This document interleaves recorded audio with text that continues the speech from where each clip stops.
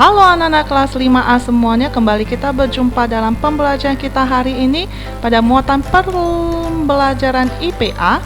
Kali ini kita akan memasuki subtema yang kedua, yaitu perpindahan panas. Kita akan belajar bersama-sama di kelas 5A SD Metodis Lubuk Pakam. Sudah siap untuk belajar bersama-sama? Mari kita belajar bersama-sama hari ini. Pernahkah kalian melihat api unggun? Tentu pernah lihat ya. Jika kalian belum pernah melihat api unggun, kalian pasti pernah melihat api daripada kompor. Nah, apakah kalian tahu bahwa api unggun, bahkan api kompor, dapat menghangatkan tubuh kalian jika kalian berada di sekitarnya? Nah, selain itu, mengapa api unggun dapat memanaskan air di dalam panci sampai mendidih atau api kompor? Nah, ketika kita duduk di sekitar api unggun, panas dari api unggun itu dapat berpindah atau merambat ke tubuh kita, sehingga kita dapat merasakan hangatnya api unggun.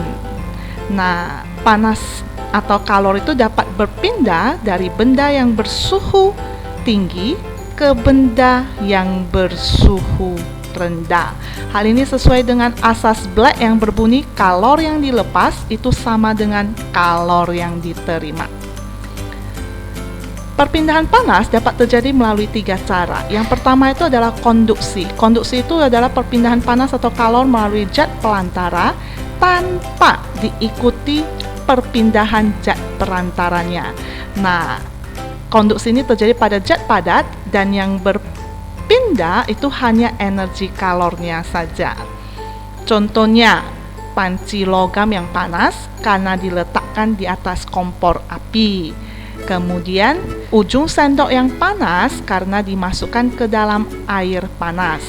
Dan alas besi setrika listrik yang panas ketika setrika sudah dihubungkan dengan arus listrik. Kemudian yang kedua itu adalah konveksi.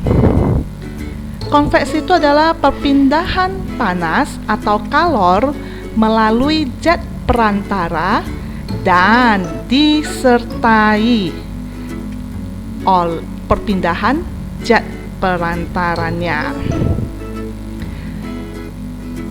Biasanya konveksi ini terjadi pada zat cair dan gas atau zat yang bisa mengalir. Zat yang menerima kalor akan memuai dan menjadi lebih ringan sehingga akan bergerak ke atas.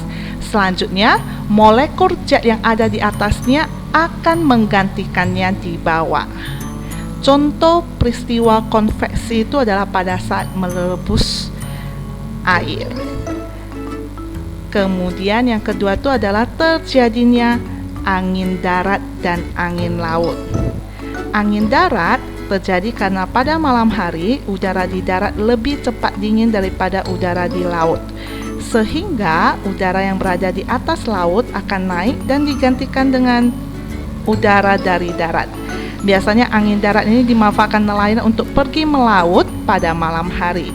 Sedangkan angin laut itu terjadi karena pada siang hari udara di darat itu lebih cepat panas daripada udara di laut, sehingga udara yang berada di darat akan naik dan digantikan oleh udara dari laut. Angin laut ini biasa dimanfaatkan nelayan untuk kembali ke darat pada saat siang hari. Kemudian contoh yang ketiga itu adalah pemanfaatan ventilasi rumah atau gedung sebagai jalur sirkulasi udara.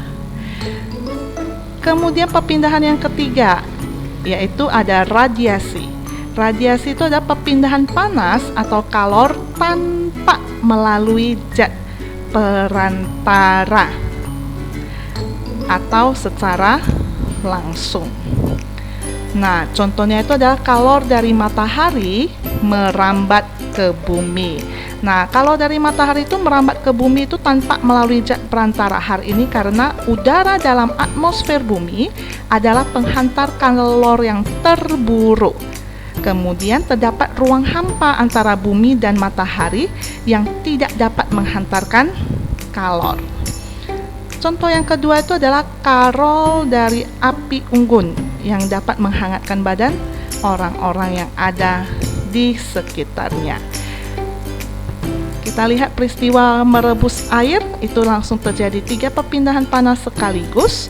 Ketika kalian merebus air, akan terjadi konveksi di dalam panci air.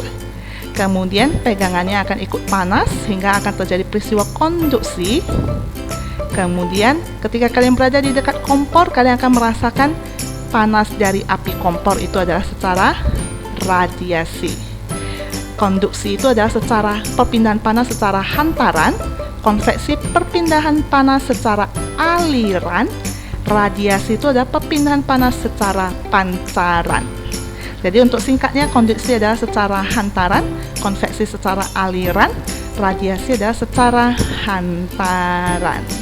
Dan pada saat peristiwa ini terjadi 3 perpindahan panas sekaligus. Kita sudah mempelajari 3 perpindahan panas. Seperti biasa, kita punya tugas di akhir pembelajaran kita hari ini. Ada 2 soal. Soal yang pertama, tuliskan perbedaan dan persamaan antara konduksi, konveksi, dan radiasi. Kalian buat dalam tabel agar lebih mudah dikerjakan dan lebih mudah dipahami. Perbedaan konduksi, bedanya apa? Konveksi, radiasi. Persamaan sama-sama apa? Kalian tinggal tuliskan di dalam tabel ini. Kemudian soal nomor 2. Apa yang terjadi pada besi bara yang panas dimasukkan ke dalam air dingin? Kalian jawab dan jelaskan alasanmu. Kerjakan ini di buku latihan kalian. Setelah selesai, fotokan dengan jelas dan kirim ke WA Lause untuk Lause nilai. Inilah akhir pembelajaran kita hari ini. Sampai jumpa lagi pada pembelajaran kita selanjutnya. Tetap semangat anak-anak, tetap rajin belajar. Laksanakan semua tugas kalian dengan penuh tanggung jawab. Tuhan Yesus memberkati.